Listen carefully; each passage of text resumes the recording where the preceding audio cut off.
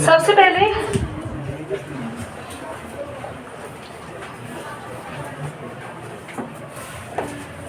Multiple fission पर आएंगे। बेटा डोर बंद कर दो। Thank you. जब एक ऑर्गेनिज्म से मल्टीपल ऑर्गेनिजम्स बने, एक ऑर्गेनिज्म से मल्टीपल ऑर्गेनिजम्स बने, उसे कहते हैं मल्टीपल फिजन। तो इसमें कुछ बोले ऐसे करके मल्टीपल फिजन क्या होता है? एक ऑर्गेनिज्म से नंबर ऑफ ऑर्गेनिजम्स बने। बच्चों किस में होता है ये? इसका एक मोस्ट इंपॉर्टेंट एग्जाम्पल है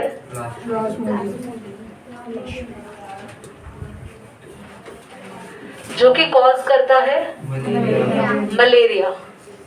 देखिए मलेरिया तो मच्छर के काटने से होता है, पर इस मॉस्किटो के अंदर आ जाता है और फिर जब वो मॉस्किटो काटता है तो फिर आपके अंदर आ जाता है प्लाज्मोडियम। तो ये बेचारा ऐसे ही घूमता रहता है। वायरस होता है plasmodium? No, it's a protozoa. Plasmodium is not a virus, it's a protozoa. Plasmodium की साइकिल देखता है।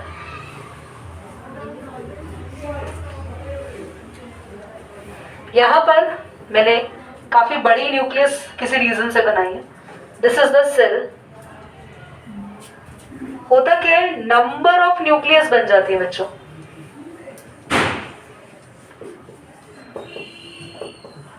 दिख रहा है आपको? Number of nucleus form. उसके बाद ये जो आउटर वॉल है इसे सिस्ट कहते हैं, जिसके अंदर ये बहुत सारी न्यूक्लियस एक साथ इकट्ठी हो जाती है, फट जाती है, और ये सारी की सारी न्यूक्लियस बाहर आ जाती है। सेल बर्स्ट हो गया और ये सब बाहर आ गए। एक्चुअली न्यूक्लियस नहीं बाहर आती, अभी तक ये न्यूक्लियस थी। जब बाहर आई तो एक सेल बन गए, थोड़े छोटे सेल्स। इनकी खुद की न्यूक्लियस आ गई। तो जब एक न्यूक्लियस दो पार्ट में ब्रेक होती है तो दो सेल्स बनते हैं, बट जब एक न्यूक्लियस मल्टीपल पार्ट में ब्रेक हो रही है तो मल्टीपल सेल्स बनेंगे। तो जो मल्टीपल सेल्स बने ये आगे जाके ग्रो करके साइज में बड़े होके फिर से एक नया प्लाज्मोडियम बनाता है। ठीक है, यहाँ पे क्या हो रहा है? सेल, या फिर हम कह सकते हैं सिस्ट, बर्स्ट। ड्रॉ करेंगे। तो आपके पास है बडिंग। बडिंग किस में होता है? यीस्ट में होता है एंड हाइड्रा में होता है। बडिंग होता क्या है सुनो, जैसे हाइड्रा बनाए पानी में ग्रो होता है बच्चों। ये इसके टेंटिकल्स होते हैं ऊपर,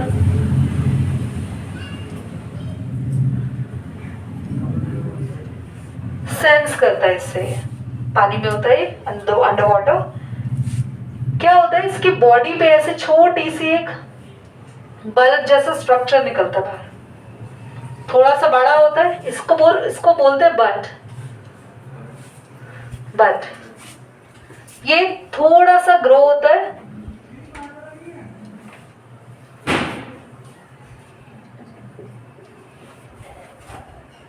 बट ग्रो करती है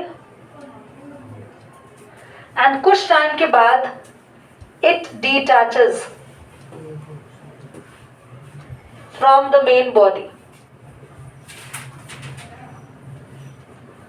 ये नीचे गिर जाती है बेटा जमीन पर।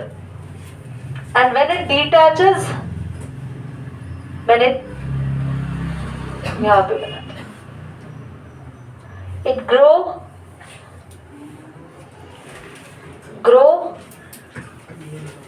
टू फॉर्म न्यू हाइड्रा, नया हाइड्रा बना लेते हैं।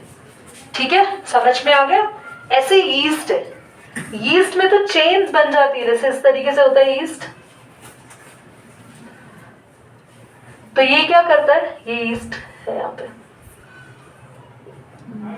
ये नंबर ऑफ, जैसे एक बर्ड आई, एक और बर्ड आ गई उसके ऊपर, एक और, मतलब ऐसे इस तरीके से चेन्स फॉर्म में। कभी कभी एक गिर जाता है या कभी कभी दो एक साथ गिर जाते हैं, और जैसे ये गिरते हैं पेरेंट बॉडी से नया यीस्ट बन जाता है वहां पे, फिर चेन बना लेते हैं। तो यीस्ट में भी ऐसा होता है, this is yeast and this is all about बस कुछ नहीं, बॉडी पे एक छोटी सी आउटग्रोथ निकलती है, थोड़ी बड़ी होती है, बॉडी से ब्रेक हो जाती है, टूट के नीचे गिरती है। सारी की सारी कंडीशंस बननी जरूरी है। मतलब जो भी इसको चाहिए, पानी चाहिए, वाटर चाहिए, it needs soil, it needs nutrient, जो सब कुछ अगर इसको नीड के अकॉर्डिंग चाहिए से मिल गया तो वहां नया हाइड्रा या नया ईस्ट बन जाएगा।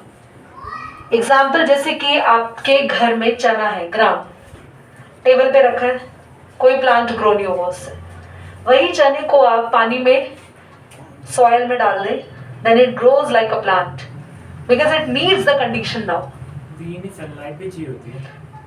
नो, नॉट एग्जैक्टली, बहुत ज्यादा सनलाइट के लिए डैम्प प्लेसेस की जरूरत होती है, थोड़ा सा पानी मॉइस्चर वहां पे हो, हल्की सी नमी हो, हल्का सा वार्म प्लेस हो, गर्म हो, तो then they grow it.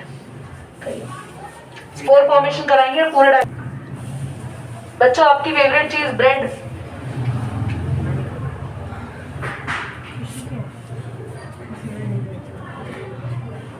Bread favourite नहीं है आपकी?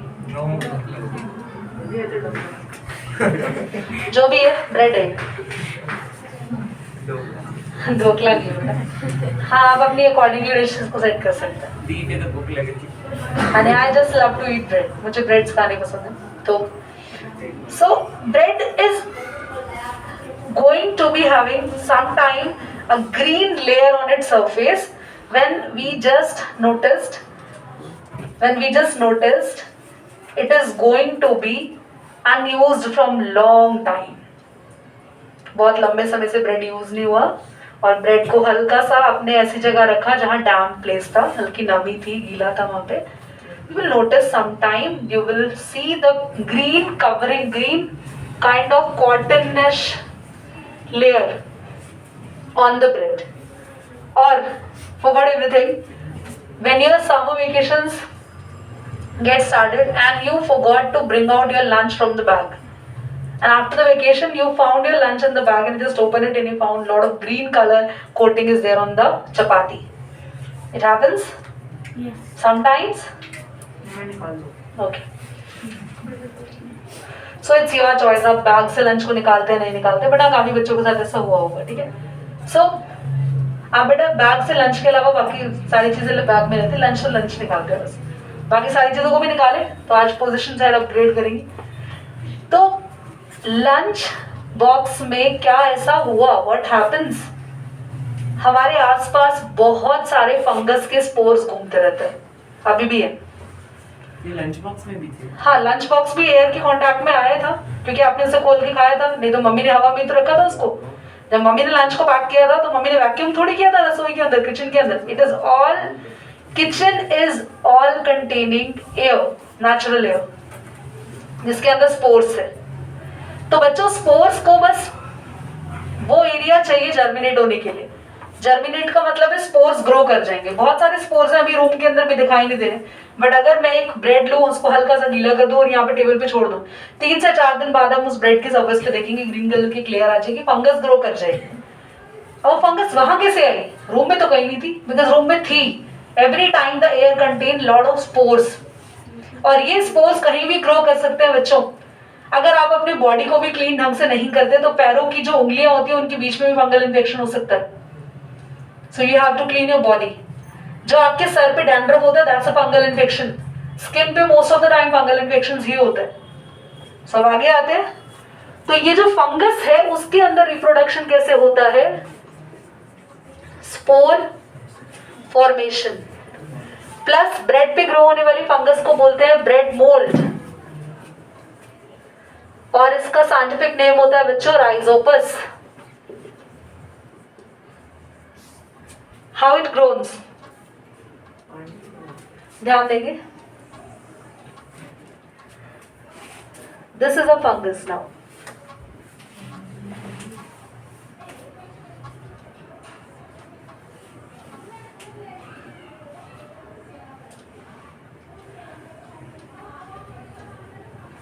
तीन बच्चे नहीं खड़े बिना हाथ पैर वाले, फंगस ही है। तो ये आपके पास यहां पर ये रहता है हाइफे, हाइफे इसके स्टेम को कहते हैं, यहाँ पे ये भी हाइफे। ये जो सर्कल दिख रहा है ये स्पोरेंजियम,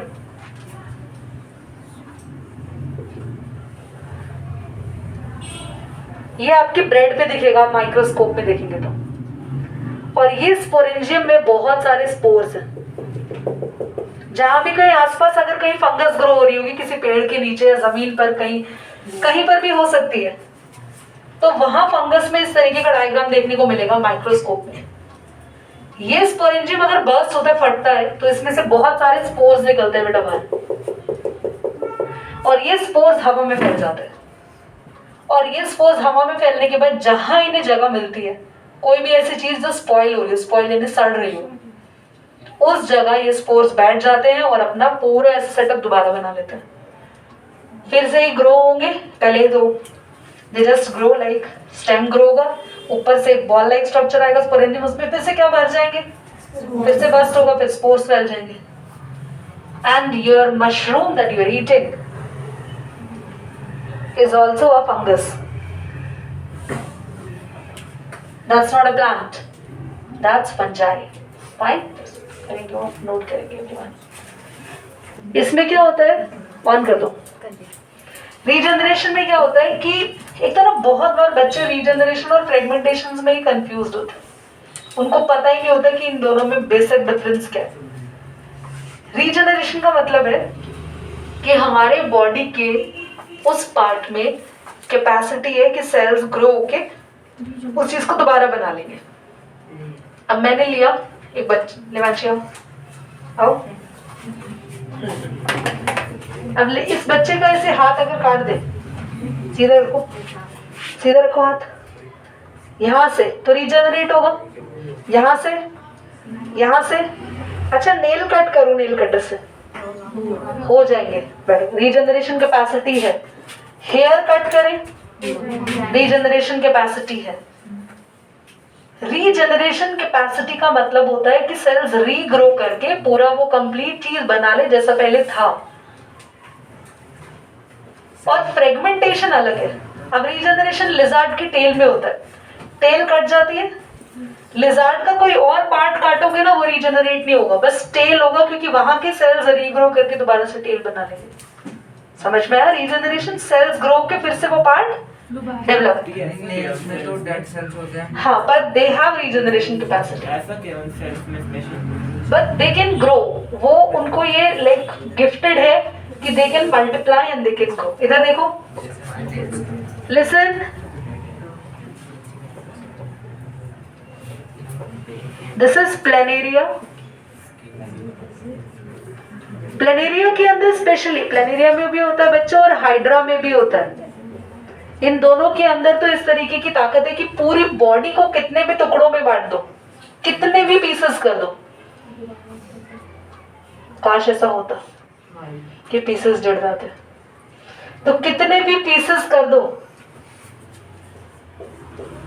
हर एक पीस न्यू ऑर्गेनिज्म बना लेगा। ये इनके अंदर कंप्लीट बॉडी में रीजनरेशन होता है। So they have the whole body regeneration. Fragmentation लिखवाऊंगी बाद में, समझ अभी लो।